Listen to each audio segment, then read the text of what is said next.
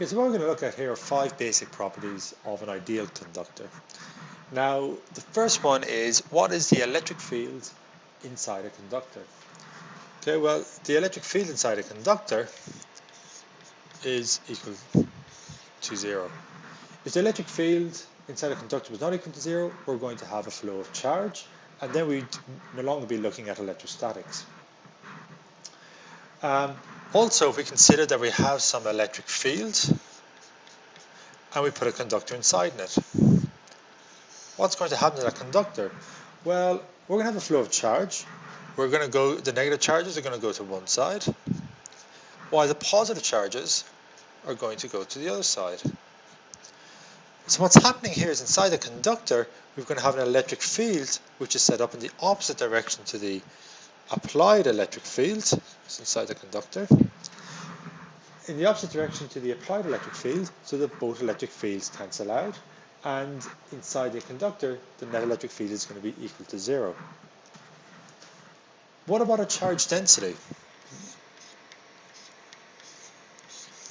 Well, rho is going to be equal to 0. Why?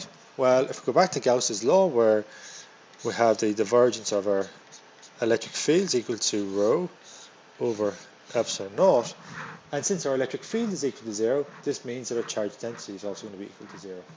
Now, that is not to say that we don't have any positive and negative charges within our conductor. We do. This just says that we've got an equal number of positive and negative charges within the conductor. If we have any net charge, where is it going to reside? Well, the net charge is going to reside on the surface.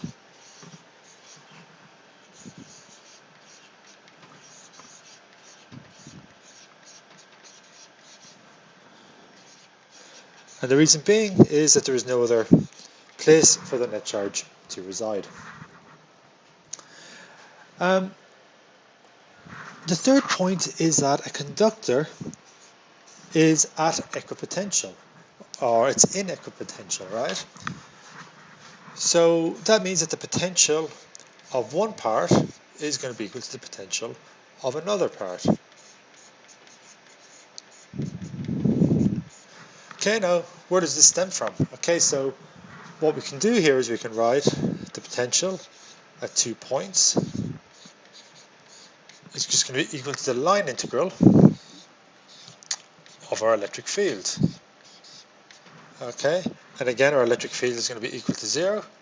So here we have our potential between the 2 different points is going to be equal to 0. Okay, so different regions within the conductor are going to have the same potential. Now, the fifth point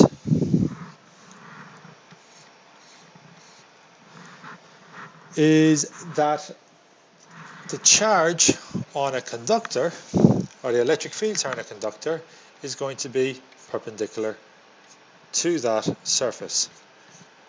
Okay, so here we have some conductor. What we have here is the electric field is going to be perpendicular to the surface. Why? Well, if the electric field was not perpendicular to the surface, we're going to have a flow of charge. Okay, now this is perpendicular to the surface just outside of the surface. And this last point, where the electric field is perpendicular to the surface, is essentially related to the first point, where if we did have an electric field which was not perpendicular to the surface, charge would flow in order to kill off the tangential component. Now, of course, if we have an electric field perpendicular to the surface, it means that charge cannot flow.